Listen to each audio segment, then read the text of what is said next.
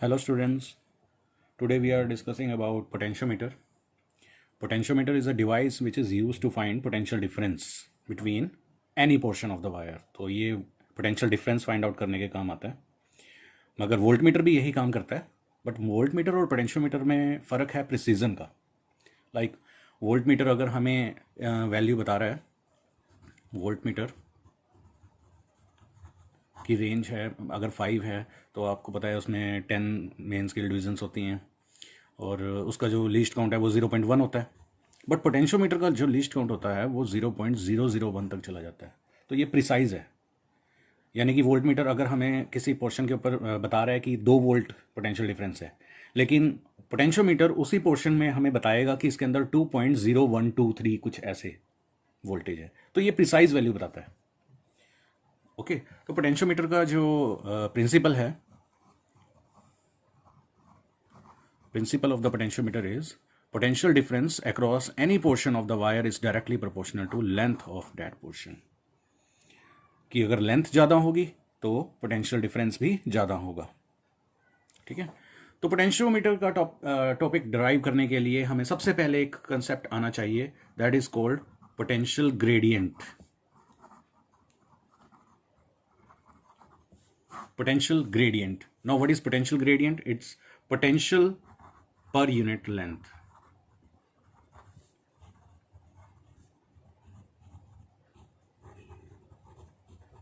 Potential per unit length. मैं आपको एक एग्जांपल समझाता हूँ पोटेंशियल ग्रेडियंट फाइंड आउट करने का.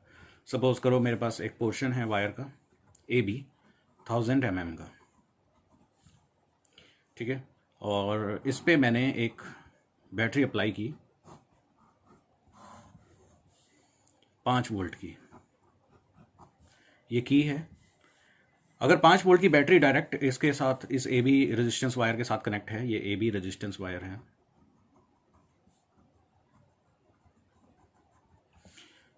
देखिए ये कनेक्टिंग वायर्स हैं, इनका कोई रेजिस्टेंस नहीं होता, तो इसमें कोई पोटेंशियल ड्रॉप नहीं होगी. तो अगर पोटेंशियल ड्रॉप नहीं हो रही है तो अगर ये नेगेटिव टर्मिनल सीधा बी से कनेक्ट है तो यहाँ 0 पोटेंशियल होगी, और पॉजिटिव टर्मिनल इस ए पोर्शन के साथ कनेक्ट है तो यहाँ पे 5 वोल्टेज होगी. तो इस ए बी पोर्शन के अक्रॉस पोटेंशियल डिफरेंस कितना हुआ? 5 - 0 5 वोल्ट.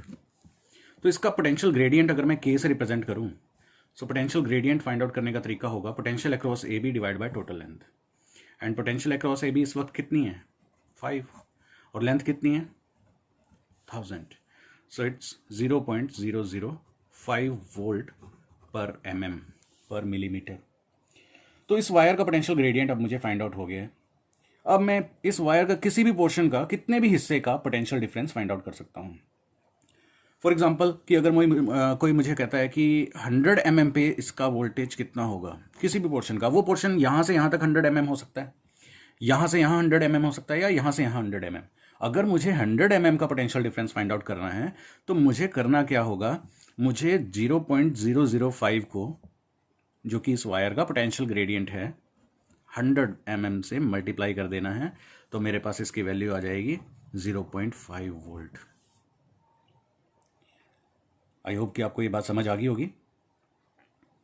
ठीक है, सो यहाँ हमारे पास क्या फाइंड आउट हो जाएगा? हमारे पास ये पोटेंशियल अक्रॉस 100 mm.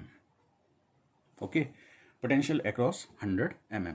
इसी तरह से मैं और भी पोर्शन का, कितने भी पोर्शन का, अगर L लेंथ है तो L को मुझे सिर्फ K से मल्टीप्लाई करना है तो मुझे उस पोर्शन की EMF पता चल जाएगी.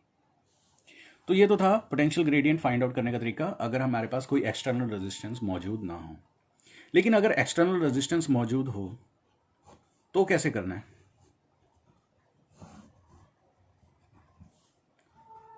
सपोज कि मेरे पास एक रेजिस्टेंस बॉक्स यहाँ पे लगा हुआ है और ये ए बी जो पोर्शन है ये पोटेंशियोमीटर की वायर है जिसका अपना रेजिस्टेंस है small r.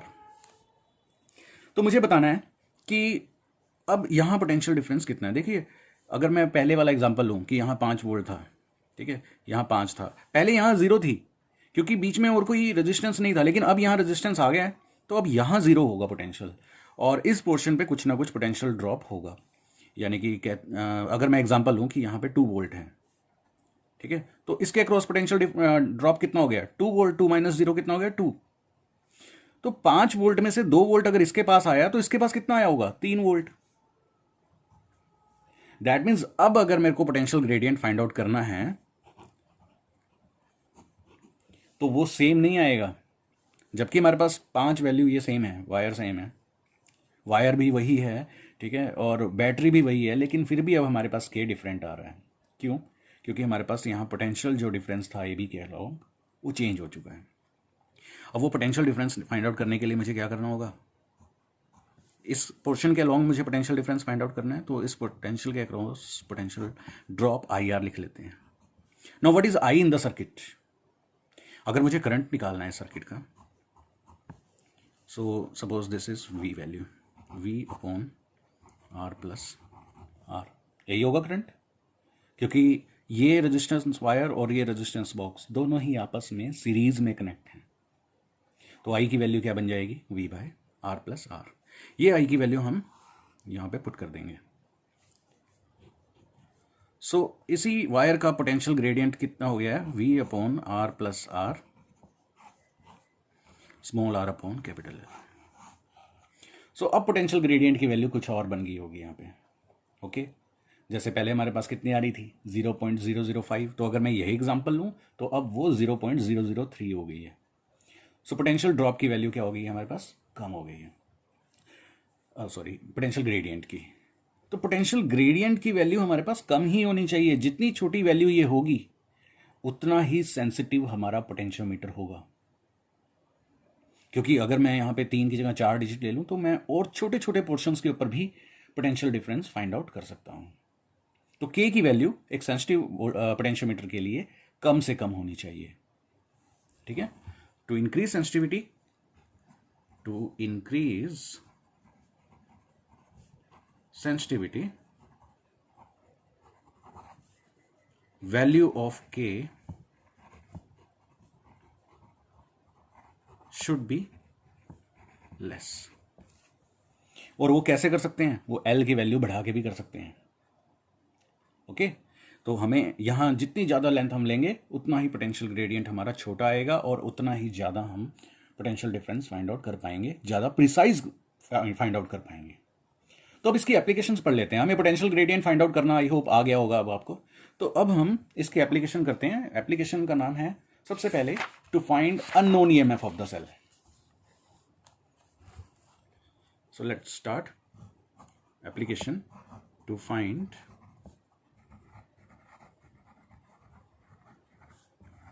unknown EMF of cell using potentiometer।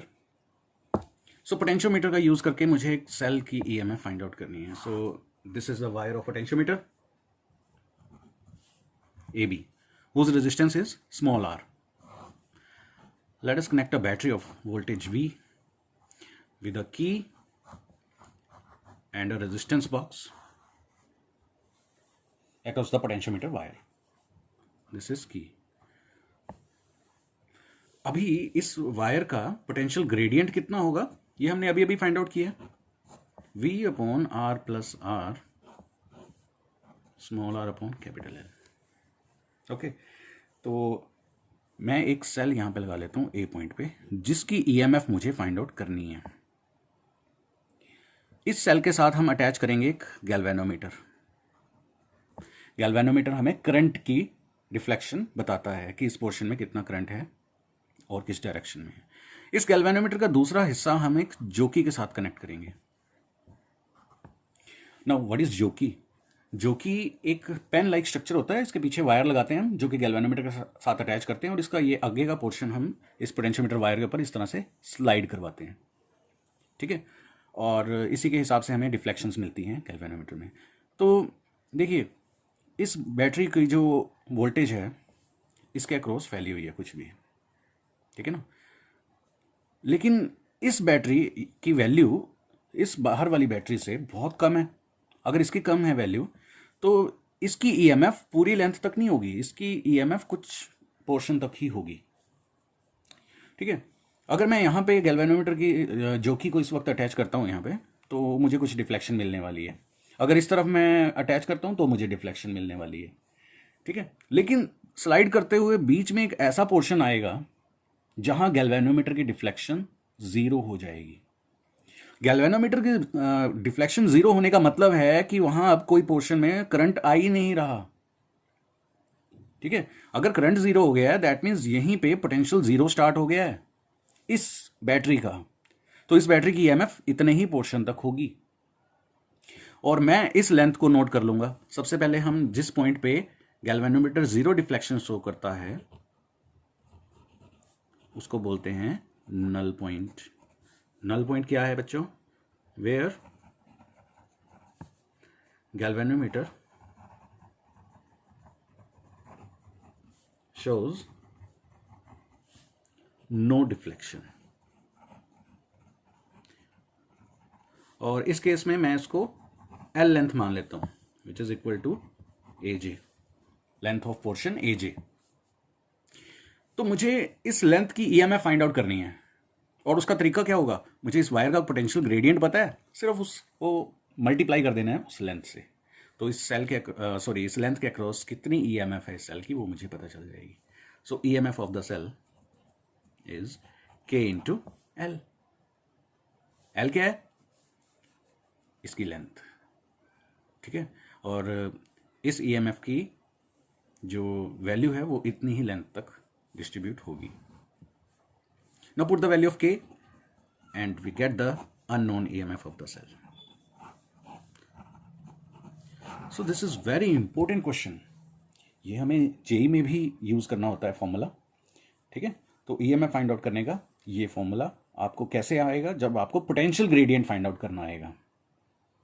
अभी इसकी कुछ और एप्लीकेशंस भी हमें आगे समझनी है, जैसे इंटरनल रेजिस्टेंस फाइंड आउट करना, ठीक है, कंपेयर करना EMFs की, वो हम अपनी नेक्स्ट वीडियो में करेंगे। तो पोटेंशियोमीटर आई होप कि आपको समझ आ गया होगा और उससे एप्लीकेशन यानी कि उसकी EMF कैसे फाइंड आउट करनी है किसी भी अननोन सेल की, ठीक है, वो हम नल पॉइंट से फाइंड आउट कर सकते हैं। आई होप कि आपको ये वीडियो का लेक्चर जो भी है आपको समझ आ गया होगा। ठीक है, थैंक्स फॉर वॉचिंग।